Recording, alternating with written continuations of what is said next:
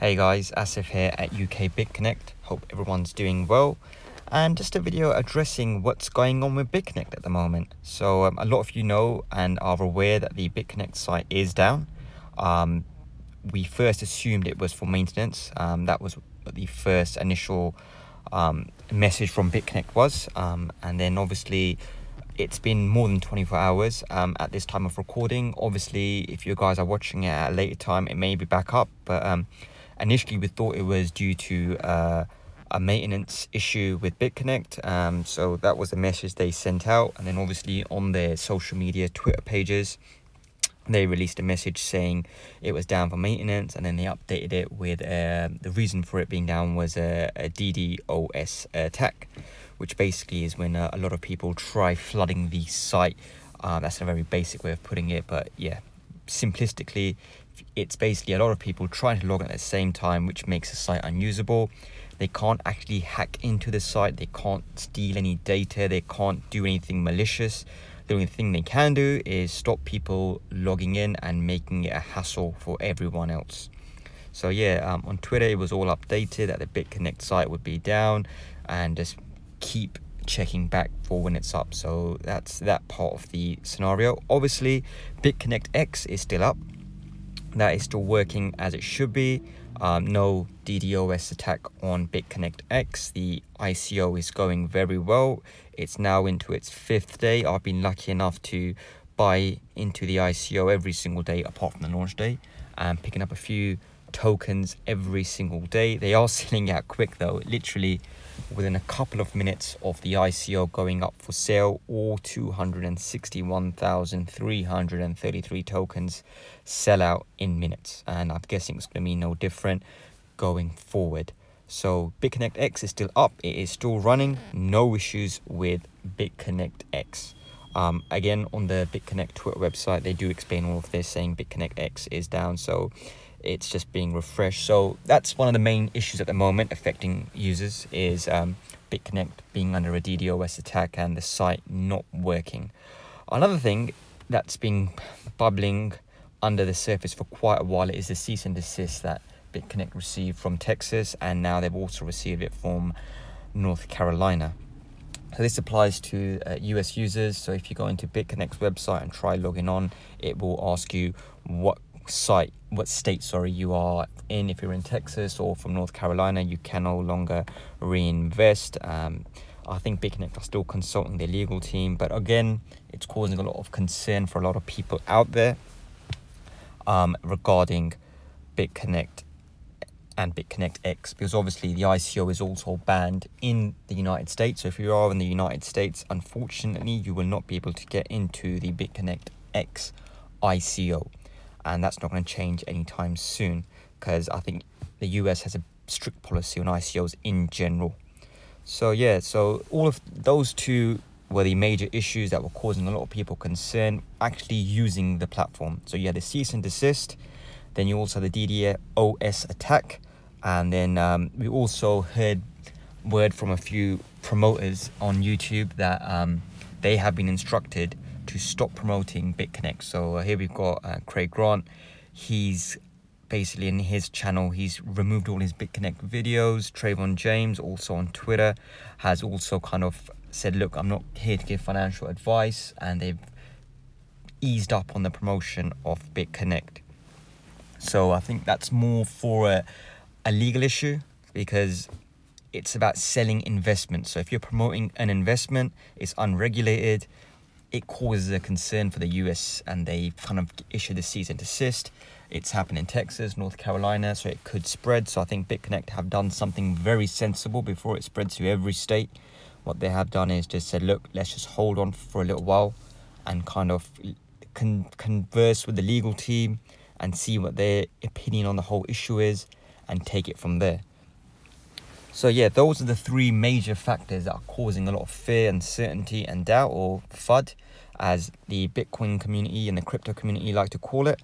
So you've got the DDoS attack, which basically brings the site down, so it's unusable, saying that it has come up and down. So the site was usable for a few minutes, I think it was an hour this morning, but now the site is back down again.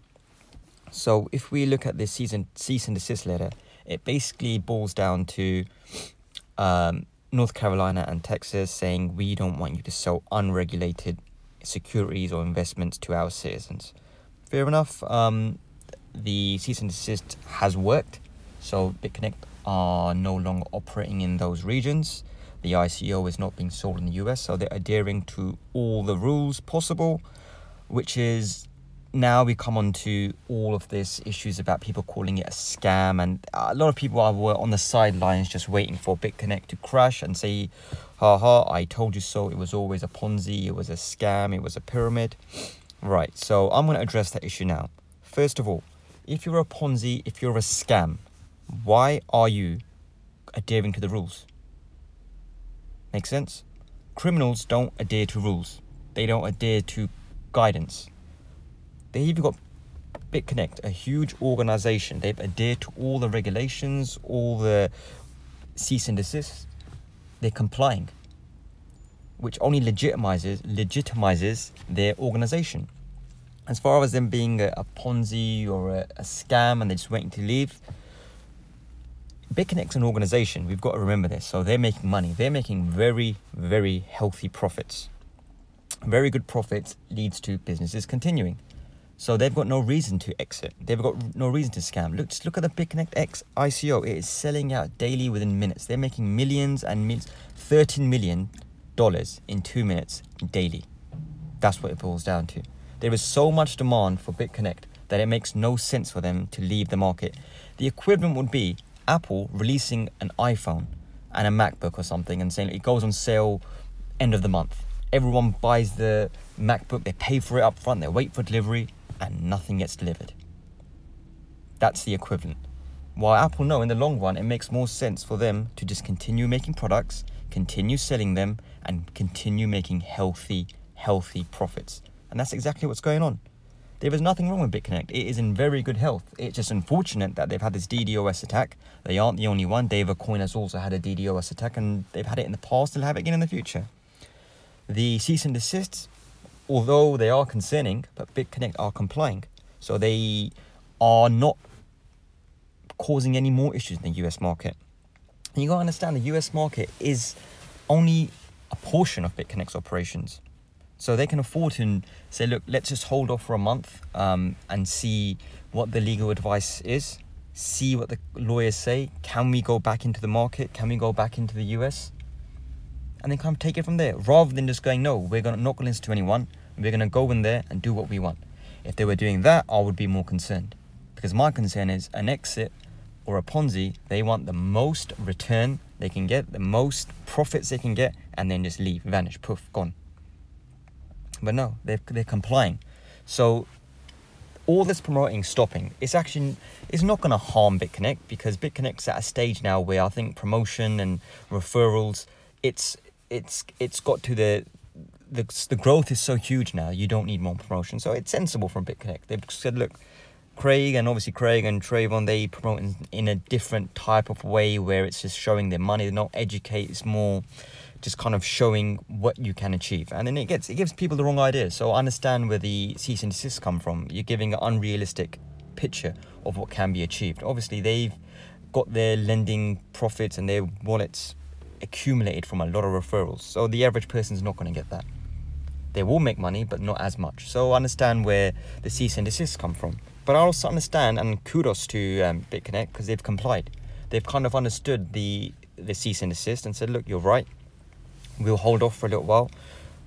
The site's down. We're not sure when it comes up what's going to be different. Will they allow US back in? Will they have complied? Will they have changed the wordings when they come back up to comply with the cease and desist?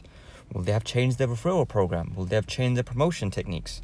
Will they just say, look, to all the regional promoters, cool it down with the promotion. We don't want to get in hot water for misrepresenting the platform. We are not a security. We are not an investment. We are a lending platform. So they might change the wording to go down that avenue, which I think is most sensible.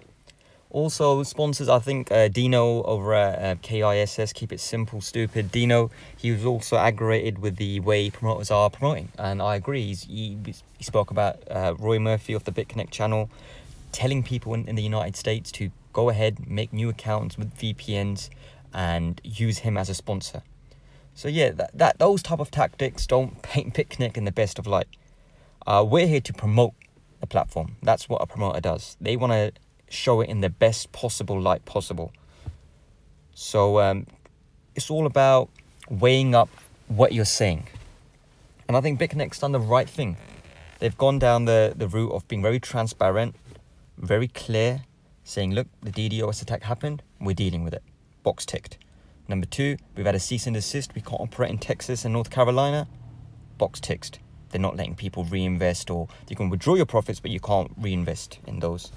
Third one, we don't like the way you're promoting. They've told everyone in their promotion network, cool it down a little bit.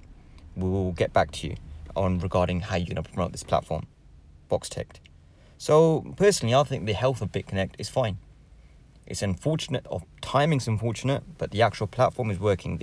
You've got to understand, while the site's down, it's still paying you interest. There is still volatility. The bot is still trading, or the software is still making trades, so you're still making money. You will get an interest rate. The coin's still there. The blockchain still exists. Transactions are still going through. There is no exit. There is no scam. I know a lot of people are spreading FUD because they've been waiting for quite a while to just wait until the day when the site goes down and say, haha, told you so, the site's gone down. So you've got to ignore all the FUD. You worrying isn't going to make the DDoS attack stop. You worrying isn't going to stop the cease and desist. You worrying about the Bitconnect platform and your lending investment, worrying about it on a daily basis isn't going to stop anything. Isn't going to change anything. So guys, I hope that clears it all up. Subscribe to the channel. If you're going to contact me, links are below. And until next time, take care.